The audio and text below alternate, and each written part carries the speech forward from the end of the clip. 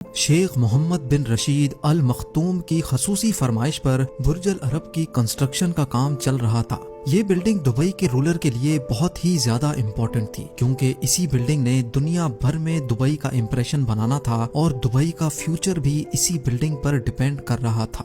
1053 fat اونچا دنیا کا سب سے اونچا ہوٹل بنانے کے لیے شیخ محمد بن رشید نے دبئی کے سارے خزانے بھی کھول دیے تھے۔ ان کو پیسوں کی پرواہ نہیں تھی، لیکن جو چیز ان کو چاہیے تھی اس کو ہر قیمت پر کمپلیٹ کرنا بہت ہی زیادہ ضروری تھا۔ مسئلہ یہ نہیں تھا کہ دنیا کا سب سے اونچا ہوٹل بنانا ہے، بلکہ مسئلہ تھا کہ یہ اونچا ترین ہوٹل پانی پر بنانا تھا۔ جی ہاں، کنسٹرکشن ٹیم نے دن رات ایک کر کے دبئی کے ساحل سے 1300 فیٹ کے فاصلے پر پتھروں کی مدد سے پانی پہ ایک آئی لینڈ تو بنا لیا، لیکن جب وہاں کنسٹرکشن کا کام ہونے ہی والا تھا تو ایک ایسا واقعہ ہوا جس نے ان کی نیندیں ہی اڑا دی۔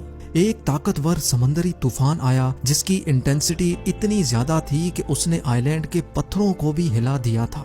یہاں طوفانی لہروں نے آئی لینڈ کو نقصان پہنچایا تو دوسری طرف دبئی کے شاہی محل میں بھی خوف کی لہر دوڑ گئی۔ سب کو یہی لگنے لگا کہ جن طوفانی لہروں نے صرف آئی لینڈ کو ہی اتنا نقصان پہنچایا ہے، وہ بعد میں برج العرب کو کیسے چھوڑیں گی۔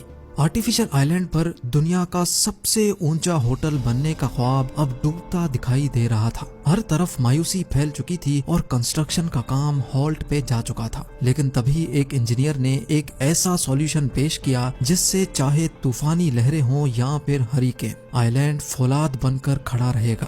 ناظرین، دبئی کے ساحل پر فخر سے کھڑی یہ بلڈنگ جس کو ہم برج العرب کے نام سے جانتے ہیں، یہ building dream palace of Dubai کے نام سے بھی پہچانی جاتی ہے۔ فرانس کے ایفل ٹاور سے بھی اونچا 321 میٹر لمبا یہ دنیا کا سب سے اونچا ہوٹل ہے، جس پر $1 بلین یعنی 7,500 کروڑ روپیوں کا خرچہ ہوا تھا۔ مین میڈ آئی لینڈ پر یہ دنیا کی سب سے پہلی اور اونچی ترین بلڈنگ ہے، اور ساتھ ہی سب سے زیادہ لگژریس بھی۔ جس ہوٹل میں صرف ایک رات گزارنے کا رینٹ ہی 18 لاکھ روپیوں کے برابر ہو، اس بلڈنگ کی شان و شوکت کا اندازہ لگانا آپ کے لیے مشکل نہیں ہوگا، لیکن دبئی کے رولر کے لیے برج العرب بنانے کا فیصلہ کافی زیادہ مشکل تھا۔ جی ہاں، 1950s میں دبئی مچھیروں کا گھر ہوا کرتا تھا، لیکن جب 1960s میں دبئی سے آئل نکلنا شروع ہوا تو دبئی کے حالات کچھ بہتر ہونے لگے۔ جہاں ان کو آئل نکلنے کی خوشی ملی، وہیں ان کو ایک بری خبر بھی سنائی گئی۔ جیولوجسٹ نے بتایا کہ دبئی سے نکلنے والا تیل صرف 2016 تک ہی چل سکے گا، یعنی دبئی کے پاس صرف 2016 تک کا ٹائم تھا، اس کے بعد ان کے سروائیول کا کوئی چارہ نہیں تھا۔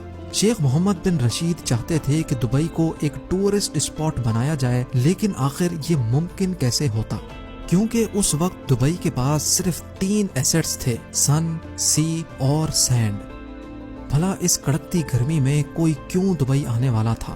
ٹورسٹ کو اٹریکٹ کرنے کے لیے ضروری تھا کہ ٹورسٹ اسپاٹ بنایا جائے، اور یہی وہ اسپاٹ تھا جس کا خواب شیخ محمد بن رشید نے دیکھا تھا، یعنی دبئی کے صحرا میں ایک ایسا پلے گراؤنڈ بنانے کا پلان کیا گیا تھا جہاں صرف امیروں کو ہی کھیلنے کی پرمیشن ہوگی۔ لیکن یہ سب اتنا آسان ہونے والا نہیں تھا۔ ایک تو سمندر میں ہی 7 اسٹار لگژری ہوٹل بنانا تھا، اور وہ بھی دبئی کی کڑکتی گرمی میں۔ اس پروجیکٹ میں جو بھی انجینئرنگ ٹیم ہاتھ ڈالے گی، یہ بات تو طے تھی کہ ان کو اپنی لمٹس کراس کرنی پڑیں گی، اور بالکل ایسا ہی ہوا جیسا سوچا گیا تھا۔ انجینئرنگ ٹیم کو برج العرب کی کنسٹرکشن میں ایسے چیلنجز فیس کرنے پڑے جو انہوں نے انجینئرنگ کی ہسٹری میں کبھی نہیں دیکھے تھے۔ چیلنج نمبر 1، سب سے پہلا چیلنج تھا شیخ کو امپریس کرنے کا، یعنی دبئی یہ پروجیکٹ بنوانا تو چاہتا تھا، لیکن اس کے لیے ضروری تھا کہ کوئی ایسا ڈیزائن لے کر آئے جو پہلی نظر میں ہی شیخ کی آنکھوں میں بس جائے۔ برٹش آرکیٹیکٹ ٹام رائٹ اور اس کی ٹیم نے یہ مشکل کام انجام دینے کے لیے حامی تو بھری، پر ان کے پاس اتنا ایکسپیرینس نہیں تھا۔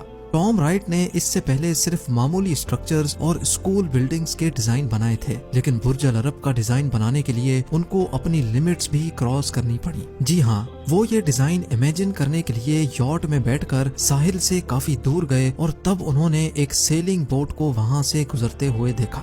ٹام رائٹ کا کہنا تھا کہ سمندر سے دیکھنے پر ساحل پر موجود سیلنگ بوٹ دور سے ہی کافی یونیک لک دے رہی تھی، اور یہی وجہ تھی کہ انہوں نے یہ ڈیزائن بنا کر شیخ کے سامنے پیش کیا۔ دبئی کے رولر نے جب یہ ڈیزائن دیکھا تو وہ بہت امپریس ہوئے اور اس کو فوراً اپروو کر لیا۔ چیلنج نمبر 2، ٹام رائٹ کو شیخ کے